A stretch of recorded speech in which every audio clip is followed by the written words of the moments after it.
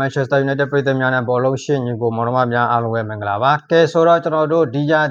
နှစ်ရာသီဒါ Premier League ကိုတန်းတက်လာဖို့အသင်း၃သင်းကတော့ဒါအဖြေထွက်လာခဲ့ပြီအဲ့တော့ကျွန်တော်တို့ Premier League မှာနောက်နေ့2026-2027 Premier League မှာတွေ့ခွင့်ရတော့မဲ့အသင်းတွေပေါ့လေဒါပြည်သက်တွေအကုန်လုံးလည်းတည်ပြီးသားပထမဦးဆုံးကျွန်တော်တို့ Championship အကြောင်းကိုနည်းနည်းလေးကြည့်ရမှာပေါ့ Championship အင်္ဂလန်နိုင်ငံမှာ Championship ကနေပြီးတော့ Premier League ကိုတန်းတက်တယ်အဲ့တော့ဒီနေရာမှာ Championship အမှတ်ပေးစရာကဘယ်နှစ်သင်းရှိလဲဆိုတာနဲ့ပတ်သက်ပြီးတော့ဒါကျွန်တော်သိတဲ့လောက်လေးပေါ့လေ sharing တွေလုပ်ပေးမယ် Championship အမှတ်ပေးစရာကကျွန်တော်တို့အကုန်လုံးပေါင်း24သင်းတော့ကစားရတာ24သင်းတော့24သင်းကစားရတာအဲ့တော့24သင်းထဲမှာဒါပြိုင်ပွဲပေါင်းဆိုလို့ရှိရင်တော့46ပွဲပေါ့တော့ကစားရတယ်เนาะ46ပွဲအဲ့တော့ Championship မှာဒီလိုကစားတယ်နောက်ထပ်ဒါဒီကနေပြီးတော့ Premier League ကိုတန်းတက်ဖို့အတွက်အဆင့်1နဲ့အဆင့်2ပေါ့လေဒါဇယားထိပ်ကအဆင့်1နဲ့အဆင့်2ကတော့ Premier League ကိုတိုက်ရိုက်တန်းတက်ခွင့်ရပြီးတော့အဆင့်3 4 5 6ဒီ၄သင်းကဒါ semi final အနေနဲ့ play off semi final ကန်ရတယ်ပေါ့လေ semi final ပို့လူပွဲပေါ့ဒါသူတို့ကန်ရတယ်ဒီနေရာမှာသူတို့ semi final တုန်းကတော့2ကြောကန်ရပြီးတော့ play off ကြတော့မှ1ကြောလေ1ကြောအဲ့လိုသွားသေးတယ်ဒါဒီလိုမျိုးလေးတွေကွာသေးတယ်အဲ့တော့ဒီနေ့ရာဒီကျွန်တော်တို့ဒါ Premier League ကိုတန်းတက်လာတဲ့အသင်းကတော့အကုန်လုံးပြည်သက်တွေတည်ပြီးသားပထမဦးဆုံးအနေနဲ့အဆင့်1နေရာမှာဒါ Frank Lampard ရဲ့ Coventry အသင်းဒါ Premier League နဲ့တော်တော်လေးဝေးကွာနေပြီဖြစ်တဲ့ Coventry အသင်းပေါ့လေ Frank Lampard ကတော့သူရေကောင်းဖြစ်ခဲ့တယ် Coventry အသင်းကိုဒီရာဒီ Premier League ကြီးကိုရောက်ရှိဖို့တော့ပြန်လည်ရောက်ရှိဖို့အတွက်အဓိကစောင့်ဆောင်ပေးခဲ့တဲ့နေရာမှာသူရေကောင်းဖြစ်ခဲ့တယ်ပေါ့လေဒါကအဆင့်1ရတဲ့ Coventry အသင်းတို့နောက်နေ့ရာဒီ Premier League ထဲမှာမြင်တွေ့ခွင့်ရတော့မယ်နောက်ထပ်ဒုတိယမြောက်တစ်သင်းကတော့အကုန်လုံးသိပြီးသား Ipswich Town ပြီးခဲ့တဲ့နေ့ကမှတန်းဆင်းသွားတယ်အခုဒီနေ့တန်းပြန်တက်လာတယ် Ipswich Town အသင်း Ipswich Town ကအဆင့်2နေရာမှာ Championship ရဲ့အဆင့်2နေရာကိုရပြီးတော့တိုက်ရိုက် Premier League ကိုတန်းတက်ခွင့်ရခဲ့တဲ့အသင်းပေါ့လေနောက်ထပ်ဒါစိတ်ဝင်စားစရာကောင်းတာကအဆင့်3 4 5 6ဒီ၄သင်းဒါ semi final play off ရှင်ပြိုင်တုန်းကပထမဦးဆုံးဒါအရှင်လိုက်အတိုင်းဒါ play off ရှင်ပြိုင်တုန်းကကျွန်တော်တို့ဒါဒီ၄သင်းမှာပထမဦးဆုံးထိပ်ဆုံးမှာရှိတာကတော့ကျွန်တော်တို့ Southampton ပေါ့လေကျွန်တော်တို့ Southampton ရှိတယ်ကျွန်တော်တို့ပြီးလို့ရှိရင်ဒါ Middlesbrough ရှိတယ်နောက်ထပ်ဒါ Millwall ရှိတယ် Millwall ပြီးတော့မှဒါဟို Hull City ရှိတယ် Hull City ကအဆင့်6မှာเนาะအဲ့တော့ဒီ၄သင်းကစားတယ်ပထမဦးဆုံးဒါ semi final အနေနဲ့ကစားတယ် semi final အနေနဲ့ကစားတဲ့အချိန်မှာဒါ Hull City အသင်းကတော့ဒါ Millwall အသင်းကိုနိုင်ပြီးတော့တက်လာတယ်ပေါ့လေနှစ်ကြောကန်ပြီးတော့နိုင်တော့တက်လာတယ်နောက်ထပ်ဒါ Southampton နဲ့ Middlesbrough နဲ့ကန်တယ် Southampton နဲ့ Middlesbrough နဲ့ကန်တဲ့ထဲမှာဒါနှစ်ကြောပေါင်းကျွန်တော်တို့ 1-2 ပေါ့လေ Southampton ကနိုင်တယ်နိုင်တော့သူတို့ဒါ final ကိုတက်တယ်ဆိုပေမဲ့ဒီနေရာမှာပွဲပြီးနောက်ဆုံးဒါကျွန်တော်တို့သတင်းတွေအလုံးသိပြီးသားဗျာဒါပြည်သက်တွေသိပြီးသားသတင်းတွေဒါထွက်လာခဲ့တယ်ပေါ့လေဒါ Southampton အသင်းက Middlesbrough အသင်းရဲ့လေ့ကျင့်ကွင်းထဲကိုတွားပြီးတော့စပိုင်ကင်မရာတွေနဲ့ရိုက်ကူးရေးတွေလုပ်တယ်ပေါ့မျိုးတွေထုတ်တယ်ဆိုတော့ဗီဒီယိုခိုးရတယ်ပေါ့ဗျာလွယ်နဲ့ပြောရမယ်ဆိုလို့ရှိရင်ဒါသူတို့လေ့ကျင့်နေတာတွေတော့ဗီဒီယိုခိုးရတဲ့အတွက်ကြောင့်မို့လို့အခု Southampton အသင်းကိုဒါကျွန်တော်တို့ FA ကစီမီကဒါဘန်လိုက်တယ်ပေါ့ဘန်လိုက်တော့သူတို့နဲ့ရှင်ပြခဲ့တဲ့ Middlesbrough အသင်းကပဲဆက်ပြီးတော့ကျွန်တော်တို့ final ကိုတက်ပြီးတော့ final ကစားခွင့်ရတယ်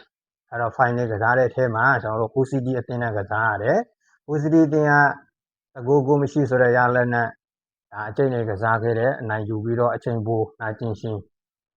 95မိနစ်မှာ Hull City အသင်းကဒါတိုက်စစ်ကစားသမားပေါ့လေအဲ့တော့ Oli MC Marine တို့ဒါဒီကစားသမားကျော်နံပါတ်9ဒီကစားသမားတော့ hero ကောင်းဖြစ် hero သူရဲကောင်းဖြစ်ခဲ့တယ်ပေါ့လေသူ့ရဲ့တလုံးလေးတော့ goal နဲ့ Hull City အသင်းနောက်နှစ် Premier League ကိုတန်းတက်ခွင့်ရသွားပြီအဲ့တော့ဒီနေရာမှာကျွန်တော်တို့ကံတရားကိုလည်းနည်းနည်းစဉ်းစားရမှာအဆင့်၄သင်းရှင်ပြိုင်တယ်ဗျာဒီ၄သင်းထဲမှာကံမကောင်းတဲ့အသင်းတွေဒါအထူးသဖြင့် Southampton ပေါ့သူများဟိုဒါသူတို့အနေနဲ့ဒါဒီလိုမျိုးဖောင်းလုပ်တယ်ပေါ့ဗျာဒါကွင်းအပြင်မှာ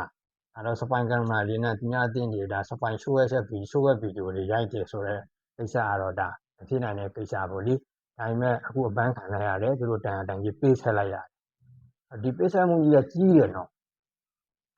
ကျွန်တော်တို့ဗျာ Championship ကိုနှစ်ပန်းလုံးဝဖို့အတွက်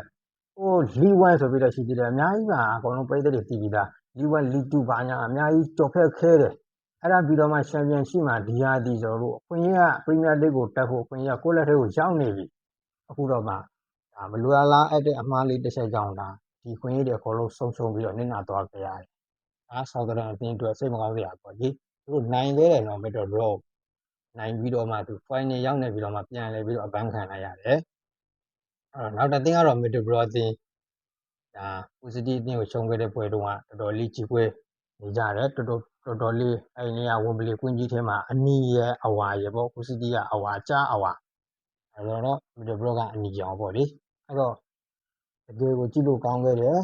ဝင်ပလီကွင်းကြီးတွေက play off ဖိုင်နေပွဲအဲ့တော့တစ်ဖက်ကအဝါရောင်အလှန်လေးတွေနဲ့တစ်ဖက်ကအနီရောင်အလှန်လေးတွေနဲ့ပေါ့လေအဲ့တော့အချိန်ပိုနာကျင်ရှင်မိနစ်65မိနစ်မှာတစ်လုံးပေးလိုက်ရတယ်ဗျာဟို City အလုံးညရှိသွားတယ်ကျွန်တော်တို့ Middle Row ရဲ့ဂိုးသမားလေးတအားကိုဟိုးပါတယ်အဲ့တော့သာသနာဖို့ကောင်းတယ်ဘယ်လိုဖြစ်ဖြစ် final ကိုအကျိတ်နေကစားခဲ့တဲ့သူတို့အနေနဲ့ဒါနှလုံးကျရဲ့နောက်ဆုံးရှင်ကြီးတိုက်ပွဲဝင်ခဲ့ကြတဲ့အတွက်ကြောင့်မို့လို့ဒါဘုံယူဖို့လည်းကောင်းပါတယ်ပေါ့လေအဲ့တော့ Hull City အသင်းနောက်ရသည်ကျွန်တော်တို့ Premier League ထဲမှာမြင်တွေ့ခွင့်ရတော့မယ် Premier League နဲ့ဝေးကွာနေတာကဒါ9နှစ်ရှိပြီပေါ့လေပြီးခဲ့တဲ့2000နဲ့ဒါ16 2019တုန်းက2016 2019တုန်းကသူတို့တန်းဆင်းသွားတယ်အခု9နှစ်အကြာမှာပြန်လည်ပြီးတော့ Premier League ကိုတန်းတက်ခွင့်ရခဲ့တယ်နောက် Premier League မှာဒါမြင်တွေ့ခွင့်ရတော့မယ်ဒါဒီအဝါရောင်ကြားပေါ့လေအဝါရောင်ကြားကောင်းအဝါရောင်ကြားလို့ပဲပြောအောင်ပါပေါ့ဒါတော့ Hull City အသင်းအဲ့တော့နောက်ရသည် Premier League ထဲမှာဘယ်လောက်ထိအမြင့်ပြန်တန်းနိုင်မလဲဆိုတာကိုဒါစောင့်ကြည့်အားပေးရတော့မှာပေါ့ဗျာအဲ့တော့တကယ်ရေခုံစိတ်လှုပ်ရှားစရာတွေအများကြီးနဲ့တကယ်တော့ဒီ Premier League ကလေတကယ်ကိုအချိန်ဝါကြီးပါတယ်အဲ့တော့သူ့ရှိကိုရောက်ရှိဖို့ Premier League မှာကန်ဝင်ရရှိဖို့ဆိုတဲ့အနေထားလွယ်တာမဟုတ်ဘူး League 2 League 1 Championship ဒါအများကြီးဖြတ်ကျော်ရတယ်အဲ့တော့နောက်ထပ်သတင်းတစ်ခုက Leicester အသင်းပေါ့လေဒါသူတို့ပြည်တန်တွေရှော့ခံရတယ်ပြည်တန်တွေရိုက်ခံရတယ်ရမက်တွေရှော့ခံရတယ်အခုတန်းကို2ဆင့်ဆင်းသွားပြီပေါ့လေပြီးကြတဲ့နှစ်က Premier League ကနေတန်းဆင်းတယ် Leicester အသင်းအခုဒီနှစ် Championship ကနေပြီးတော့အခု League 1ကိုဆင်းသွားပြီတန်းပြန်ဒါ League 1ကိုထပ်ဆင်းသွားပြီပေါ့လေသူကတော့ဆင်းပြီးဆင်းပေါ့တချို့ကတော့တက်ပြီးတက်လို့ဖို့ကြိုးစားနေတဲ့အချိန်မှာသူတို့ကတော့ဆင်းပြီးဆင်းဖြစ်နေတယ်ဒီညမှာကံမကောင်းတဲ့ချက်တွေလည်းပါတယ်နောက်ထပ်ကျွန်တော်တို့ဒါ Leicester အသင်းနဲ့ပတ်သက်ပြီးတော့ဒီကတော့အသင်းငယ်တွေနဲ့ပတ်သက်ပြီးတော့ဗောလေကျွန်တော်တို့ဒါကောင်းကြီးပိုင်းဆိုင်ရာတွေရဲ့လုပ်ဖက်တွေလည်းပါရင်လည်းပါမှာဗောလေအဲ့တော့ Leicester အသင်းတို့ကတော့စိတ်မကောင်းစရာပဲဒီကနေ့ကကျွန်တော်တို့ Manchester United အသင်းရဲ့ဒါသမားဟောင်း Nesta Rice တာဝန်ယူခဲ့တယ်မခဲ့တော့အဖက်မစင်နိုင်ခဲ့ဘူးအဖက်မစင်နိုင်ခဲ့တော့ Premier League ကနေတန်းဆင်းတာဒီဟာဒီနောက်ထပ် Championship ကနေပြီးတော့ထပ်ပြီးတော့ဒါက League 1ကိုတန်းဆင်းသွားပြီအဲ့တော့ရမက်တွေလည်းအများကြီးအချောခံလိုက်ရတယ်ပေါ့လေအဲ့တော့ Leicester အသင်းအတွက်ကတော့တကယ်စိတ်မကောင်းစရာပဲအဲ့တော့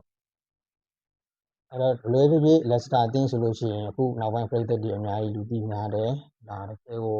ကျွန်တော်တို့ပဲဘာဒီတို့အများကြီးပေါ့လေဒီကစားသမားတွေနဲ့လက်တိတ်ကြီးအောင်မြင်ခဲ့တဲ့ဂျလီနီးပြရဲ့လုပ်ပြခဲ့တဲ့ဒါအသင်းပေါ့လေ Leicester အသင်းကတော့တန်းရတော့ဆင်းပြီးဆင်းပေါ့လေအဲ့တော့ဒါကတော့ဘူးသူရအနေနဲ့ကျွန်တော်တို့နောက်ရသည် Premier League ထဲမှာဘယ်အသင်းတွေမြင်တွေ့ခွင့်ရမလဲဘယ်အသင်းတွေ Championship ကနေပြီးတော့တန်းတက်လာတယ်လဲဆိုတာနဲ့ပတ်သက်ပြီးတော့ဒါ Championship ရဲ့သမိုင်းကြောင်းလေးကျွန်တော်သိတဲ့လောက်လေး sharing လေးလုပ်ပေးတာပါအားလုံးကိုကျေးဇူးတင်ပါတယ် Manchester United ပရိသတ်များနဲ့ဘောလုံးရှိညီကိုမောင်နှမများကိုစနေပြကြမှာချမ်းသာကြပါသည်